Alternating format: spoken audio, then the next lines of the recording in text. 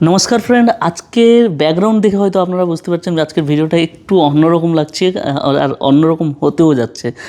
কারণ আপনাদের মধ্যে থেকে নীলাদ্রি দাদাভাইয়ের আজকে হচ্ছে জন্মদিন, তাই নীলাদ্রি দাদাকে জানাই শুভ জন্মদিনের শুভেচ্ছা ও অভিনন্দন। এবং নীলাদ্রি দাদাভাইয়ের যেটা সমস্যা সেটা নিয়ে আজকে আপনাদের জন্য আপনাদের সঙ্গে আলোচনা করতে আসা, এবং নীলাদ্রি দাদাভাইকে এই ভিডিওটার মাধ্যমে একটা মেসেজ দেওয়ার জন্য আলটিমেটলি এই ভিডিওটা তৈরি করা।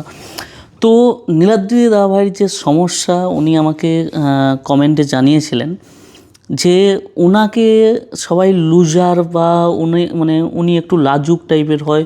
উনি সবসময় সবার সামনে কথা বলতে একটা লজ্জা একটা অনেক মানুষের মধ্যে থাকে না, তো তাকে নিয়ে এর জন্য অনেকে একাগোয়ামি মানুষ বলে, বা অনেকে আবার তাকে নিয়ে একটা ভীতু অনেক কিছু ধরনের একটা কমজোরি টাইপের মানুষ তাকে নিয়ে বিচার করে, তাকে কমজোরি তার মধ্যে অনেক কমজোরি আছে, তাকে নিয়ে কোনো কিছু হবে না বা সে কোনো কিছু করতে পারবে না। তো এমন ধরনের মানুষ তাকে নিয়ে বঙ্গবিদ্রূপ করে এবং তাকে খুবই মানুষ ইমোশনালি হার্ট করে। তো সেই কারণে আমি আজকে সেই নীলাদ্রি দাদাভাইয়ের জন্মদিনে আজকে এই ভিডিওটা ওনাকেই উপহার হিসাবে আমি দিতে যাচ্ছি। যে দেখুন, আমি নীলাদ্রি দাকে মেসেজ দেওয়ার আগে আপনাদের কাছে একটা স্টোরি শেয়ার করব। আর অবশ্যই নীলাদ্রি দাকে অবশ্যই বলবো, আপনি এই স্টোরিটা কিন্তু, যেহেতু এই ভিডিওটা আপনার জন্য, অবশ্যই আপনি এই স্টোরিটা কিন্তু একটু মন দিয়ে শুনবেন। দেখুন, এক জঙ্গলে এক বাঘের কাহিনী আপনাদের কাছে শেয়ার করছি। আপনাদের হয়তো এই কাহিনীটা আপনারা কোথাও না কোথাও হয়তো শুনেছেন, তবুও আজকে এই কারণেই শেয়ার করছি। নীলাদ্রিদার জীবনীর ব্যাপারটা আমি জানার পর অবশ্যই আপনাদের কাছে শেয়ার করতে বাধ্য হচ্ছি। তো এক জঙ্গলে এক বাঘ থাকতেন, মা বাঘ থাকতেন, তার দুটো বাচ্চা ছিল। তো যেরকম পাড়ার পশুদের পাড়ার কুকুরদের বা আদার যে পশু প্রাণীদের যেরকম একটা টেরিটরি থাকে না, একটা গলির ভাগ থাকে, এরিয়ার ভাগ থাকে, সেরকম জঙ্গলে পশুদেরও একটা টেরিটরি একটা এরিয়া থাকে। তো সেই মানে মা বাঘ তার দুটো বাচ্চাকে নিয়ে সে যে টেরিটরির মধ্যে ছিল সেখানে সে সেফ জোনে ছিল না বলে, তার বাচ্চাদের জন্য সেফ জোন নয় বলে সে অন্য টেরিটরিতে প্রবেশ করার চেষ্টা করছিল। তো সেখানে প্রবেশ করতে গিয়ে অন্য টেরিটরি বাঘের সঙ্গে লড়াই হয়ে সেই মা বাঘটা কিন্তু মারা যায়। তো তার যে দুটো বাচ্চা ছিল, সেই বাচ্চা দুটো সেই মা মা বাঘের পাশে, মৃত বাঘের পাশেই বসেছিল। তো তখন জঙ্গলে আর এক গাভীন, তারও সবে সবে বাচ্চা হয়েছে, সে সেই দুটো বাচ্চাকে দেখে তার খুব দুঃখ হলো, সে মায়ায় পড়ে গেল যে আমি আমার বাচ্চাকে যদি স্নেহ মমতা দিয়ে মানুষ করতে পারি, এদেরকে কেন কেন পারবো না। তো সেখানে গিয়ে সে দুটো বাচ্চাকে দুধ সে তার নিজের দুধ খাওয়ায়। তো সেখান থেকে সে দুটো বাচ্চাকে সে তার সঙ্গে নিয়ে আসে এবং এবং নিজের মতো করে, নিজের সন্তানের মতো, তার যে গাভিনের যে বাচ্চা ছিল তার মতো করে এই দুটো বাচ্চাকে, বাঘের বাচ্চা দুটোকেও সে বড় করে তোলে। এবার জঙ্গলে যে আরও তাদের যে পশুরা, অন্যান্য প্রাণীরা ছিল, তাকে সবসময় সেই গাভিনকে বলতো যে দেখ, তুই আজকে যাদেরকে ভালো ভেবে বাচ্চা দুটোকে মানুষ করছিস, অ্যাকচুয়াল কিন্তু তোর সন্তানের মতো ওরা কিন্তু বড় হয়ে তোর মতো কিন্তু ঘাস খাবে না, ও কিন্তু একদিন বড় হয়ে তোকেই কিন্তু একদিন মেরে খাবে। তো তখন সেইখানে গাভিন তাদেরকে সবসময় সেই সব যখন কথা বলতো বা কথা আসতো তাদের দিক, সে যখন শুনতো, তো সবসময় বলতো যে দেখ, যদি এদেরকে আজকে আমি ধরো আমার নিজের সন্তানের মতো এদেরকে যদি আমি মানুষ করার পর যদি এরা যদি বড় হয়ে যদি আমাকে মেরে খেয়ে নেয় বা আমার সন্তানকে যদি চোট পৌঁছায়, তাহলে এটা আমাদের নসিব হবে। কিন্তু আমি আমার স্নেহ মমতার দিক থেকে একদমই ফাঁক রাখবো না বা একদমই ত্রুটি রাখবো না, যে এই ভয়ে যে বড় হয়ে আমাকে একদিন মেরে খেয়ে নেবে, এই ভয়ে এদেরকে আমি কষ্টের রেতে বা এদেরকে আমি মৃত্যুর রেতে ঢুলে দিতে কখনোই পারবো না। আমি আমার কর্মটাকে আমি সঠিক করার চেষ্টা করব, সঠিক থাকার চেষ্টা করব। এর ফলে যদি আমার মৃত্যু হয়, মৃত্যু হবে, বা এরা যদি আমার সন্তানকেও মেরে দেয়, মেরে ফেলবে। তো তারা সবসময় আদার্স পশুরা সবসময় সেই গাভিনকে সবসময় আলাদা ঘমণ্ডে এতে ভাবতো সবসময়। তো এবার একদিন কি হয়েছে যে আস্তে আস্তে করে সেই বাঘের বাচ্চা দুটো বড় হয়েছে। বড় হওয়ার পর সে যে এই যে গরুদের সঙ্গে, সে যে গাভিনের সঙ্গে থেকে তাদের কাছে তো বড় হয়ে মানে তাদের কাছেই তো বড় হয়েছে।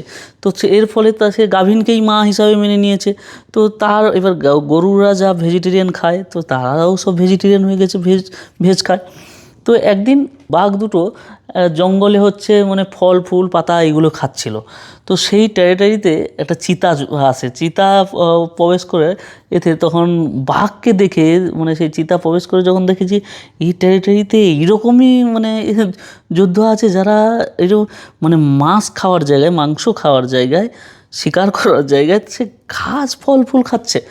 তো তখন কৌতূহল নিয়ে গিয়ে বাঘকে মানে বাঘের বাচ্চা দুটো মানে তারা তো অলরেডি তখন বড় হয়েছে, তো তাদেরকে গিয়ে বলে যে আজকে কী দিন দেখতে হচ্ছে রাজা, যে তো আজকে যে বনে রাজ করে বেড়ায় সে কিনা আজকে মানে গরু মানে ছাগল ভেড়াদের মতো ঘাস খাচ্ছে।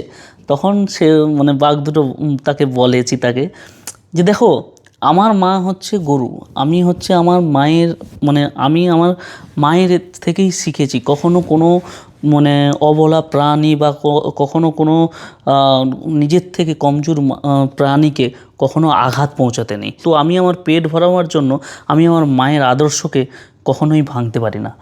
তো তখন চিতা তাকে বলছে যে বাহ, তোমার তো মা তো খুব মানে ভালো, খুব মিষ্টি, মানে সবার কথা এত ভাবে, তো তুমি তোমার মায়ের সঙ্গে আমাকে আলাপ করাবে? তো আমি ওনার সঙ্গে আলাপ করতে চাই। তো তখন দুটো বাঘ তখন বললো যে চলো। তো তখন চিতা বাঘের মানে দুটো বাঘের মাঝখানে যেতে যাচ্ছে চিতা। তো ভাবছে সে তখন চিতা তখন নিজেকে শের মনে করছে। তো চিতা ভাবছে যে এরা তো শালা ছাগলের মতো, এদের তো আর কোনো মানে নেই, এদের তো বনের যাদের বনের রাজ করার মানে ছিল তারা আজকে ছাগলের মতো জীবনযাপন করছে। তো দেখি এর মা গাভিন কীরকম কত নাদুস নুদুস, ওর মা গাভিনকেই আজকে আমি শিকার করব। তো চিতা যখন মানে বাঘ যখন সেই চিতাকে তার মার কাছে নিয়ে যায় আলাপ করাবার জন্য, তো চিতা সেই গাভিনকে দেখে লোভ লালসায় একদম হয়ে উঠছে। তো যখন মানে ঝাপটা দিতে যায়, শিকার করবে, তার মা মানে গাভিনকে শিকার ধরতে যায়, তখন কিন্তু সেই দুটো যে বাঘ ছিল মানে বাঘ সে যে দু সাইডে ছিল, দুজন কিন্তু ঝাপটে কিন্তু চিতাকে ধরে ফেলেছে এবং চিতাকে খুব মেরেছে, কেটে ছিঁড়ে একদম করে দিয়েছে। চিতা ভয়ে ছুটে পালিয়ে গেছে। তো আলটিমেট এই যে কাহিনীটা, এই কাহিনীটির মানে এর শিক্ষা কী বলতো? এই কাহিনীটির শিক্ষা হচ্ছে যে নীলাদ্রি দাকে যারা এই অনেকে যে বঙ্গ বিদ্রুপ করেন, যে তাকে কমজোর মনে করেন বা কমজোরের মধ্যে কোনো নেই, ভীতু, এদের মধ্যে লুজার টাইপের থাকে, এরকম যারা বলেন, দেখবেন যারা অ্যাকচুয়ালি মানে মাথা নিচু করে চলে, শান্ত স্বভাবের চলে, কিন্তু তাদের মধ্যের যে পাওয়ারটা না, তারা সেটা দাবিয়ে কাবু করে রাখে। ঠিক যেভাবে দুটো বাঘ তারাও কিন্তু পারে শিকার করতে, সেটা কিন্তু লাস্ট পর্যায়ে চিতাকে কিন্তু বুঝিয়ে দিয়েছে যে যখন পরিবারের উপরে আঁচ আসবে তখন কিন্তু তারা ওই ঘাসে মুখ দেওয়া প্রাণীর মতো কিন্তু তারাও ল্যাজ গুটিয়ে পালিয়ে যাওয়ার মতো মানুষ নয়, তারা কিন্তু সেখানে রুখে দাঁড়াবার ক্ষমতা রাখে। ঠিক তেমনই যেসব মানুষরা যাদেরকে দেখে তোমরা কমজোরি মনে করছো বা বঙ্গবিদ্রুপ করো, এর মধ্যে একে তো দেখে লুজার মনে হচ্ছে, তো কি ভ্যাকলা হ্যান্দলা ক্যান্দলা মনে হচ্ছে, কিন্তু তাদের মধ্যে তারা জানে তাদের মধ্যে কি পাওয়ার আছে, তারা তাদের পাওয়ারটাকে কিন্তু দাবিয়ে রাখে। এদেরকে কিন্তু কখনোই লুজার বা এদেরকে কিন্তু কখনোই কমজোরি ভাবতে পারবেন না। এরা যদি নিজেদের পাওয়ারটাকে একবার দেখায় না, এদের মধ্যে যদি পারমাণবিক পাওয়ারটা যদি কোনো দিন ফাটে না, সে নিজের সাথে সাথে আপনাদেরকেও শেষ করে দেবে। তাই কখনও কারোর কমজোরি দেখে কখনো তাদেরকে বঙ্গ বিদ্রুপ করতে যাবেন না। তো ভালো থাকুন, সুস্থ থাকুন ফ্রেন্ড। আর অবশ্যই নীলাদ্রিদাকে বলবো, দেখুন কখনোই আশেপাশে মানুষের কথায় কখনোই কান দিতে যাবেন না। কারণ একটা সত্য কথা হচ্ছে, আপনি ভালো করুন আর খারাপ করুন, মানুষের যার কাছে যেটা দেখুন, আপনি সবার কাছে ভালো হতে পারবেন না। আপনার লক্ষ্য, আপনার জীবনের মতলব সব কিছুকে আপনাকেই মেনে চলতে হবে। আপনি যদি সবার কথা মেনে চলেন, তাহলে সবাইকে যদি সন্তুষ্ট করার কথা ভাবেন, তাহলে আপনি কখনোই পারবেন না।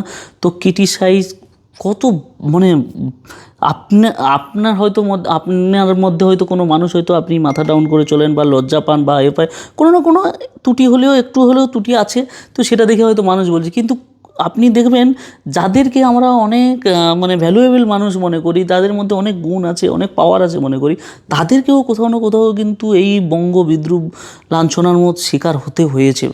তাই কখনোই নিজেকে এই আশেপাশে মহল্লার লোকেদের কথা ভেবে কখনোই নিজেকে লুজার ভাবতে যাবেন না, আর কখনোই অন্যের কাছে কখনোই এভাবে নিজেকে ছোট করে তুলবেন না। তো ভালো থাকুন, সুস্থ থাকুন, দেখা হবে আপনাদের সঙ্গে নেক্সট ভিডিওতে। আর ভিডিওটা শেষ করার আগে অবশ্যই আপনাদেরকেও বলবো ফ্রেন্ড, যে নীলাদ্রিদাকে অবশ্যই কমেন্ট বক্সে সবাই উইশ করবেন জন্মদিনের, আর সবাই নীলাদ্রিদাকে অবশ্যই আপনারা হৌসলা বাড়াবার জন্য অবশ্যই পজিটিভ কমেন্ট করবেন। তো ভালো থাকুন, সুস্থ থাকবেন, দেখা হবে আপনাদের সঙ্গে নেক্সট ভিডিওতে।